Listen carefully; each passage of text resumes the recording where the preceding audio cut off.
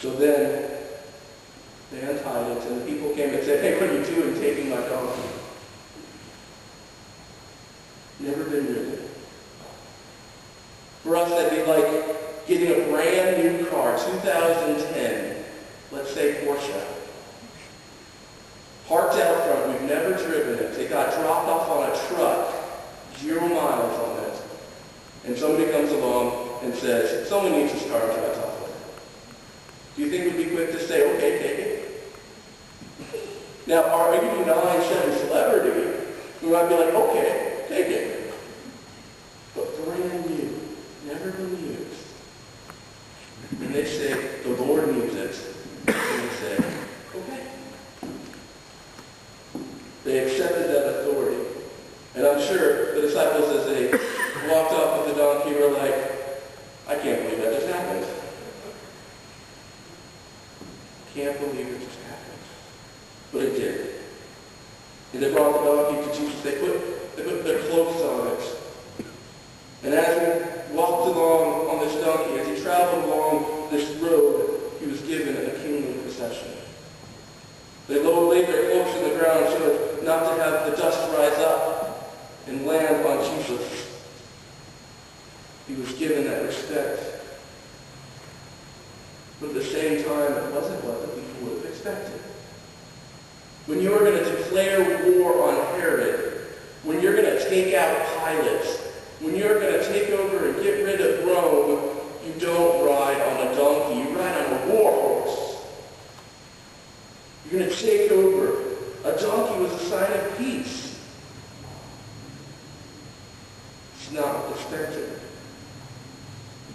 But they said, "Blessed is the King who comes in the name of the Lord. Peace in heaven and glory in the highest." They said, "You are the King. You know what you're doing.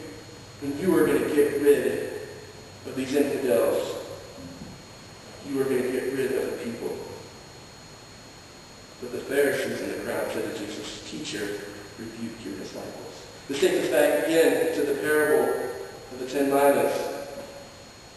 Jesus says, "A man of noble birth went to a distant country to have himself appointed king and then to return.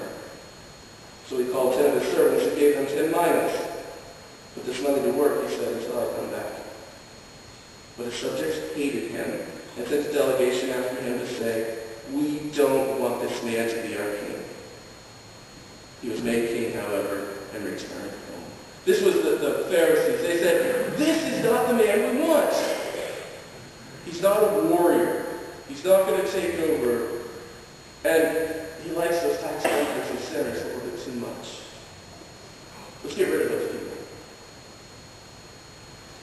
Said, we want to be in control. We Pharisees want to be in control. Don't become king. But just like in the parable, there's nothing the Pharisees could do. Jesus is king. Jesus was declared king that day, and Jesus continues to be king throughout time. But it's not our expectations.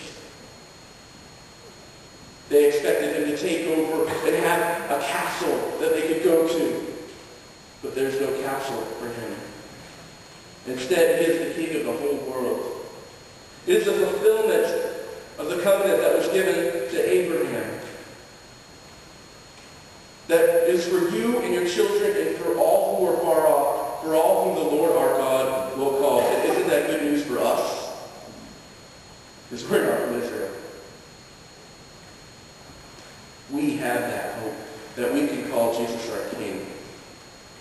We have that hope that didn't come from Jesus riding on a war horse. It came from Jesus dying on a cross. And please come back Wednesday, Thursday, and Friday to join us on this journey. From Seder meal to foot washing to stripping of the altar. To travel that journey as Jesus heads to the cross.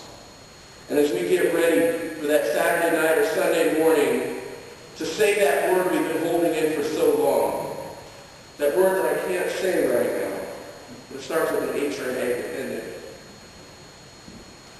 Get excited, hold that in for one more week. so that we can be like the people in this passage. That we can say, blessed is the King who comes in the name of the Lord, peace in heaven and glory in the highest. Because if we don't, as Jesus says here, if they keep quiet, the stones will cry out. Let us give that joyful noise. I don't want it to be the rocks. It'll be us. Amen.